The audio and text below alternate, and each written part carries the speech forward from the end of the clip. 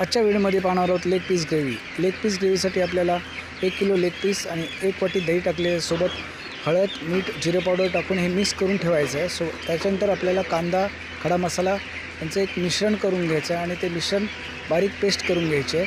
त्याच्यानंतर टॅमॅटोची सुद्धा अशीच पेस्ट करून घ्यायची आहे आणि टॅमॅटोची पेस्ट आणि खडा मसाला, कांद्याची पेस्ट ही एकत्रितपणे आपल्याला कढईमध्ये व्यवस्थित शिजवून घ्यायची आहे. ती शिजल्यानंतर आपल्याला त्याच्यामध्ये लेग पीस टाकून ते फ्राय करायचे आहेत. तर आपण पाहू शकता की ही ग्रेव्ही आणि टॅमॅटो रस आणि मसाला, तमालपत्र एकत्र करून आपण याची ग्रेव्ही तयार केली आहे. आता त्याच्यामध्ये आपण लेग पीस सोडत आहोत. हे लेग पीस व्यवस्थित ढवळून घ्यायचे आहेत. पूर्ण आपला मसाला हा त्याला लागला गेला पाहिजे. त्याच्यानंतर थोडंसं पाणी ॲड करून त्याच्यामध्ये एक 10 मिनटं ते 15 मिनटं आपल्या गॅसवर ठेवायचं आहे.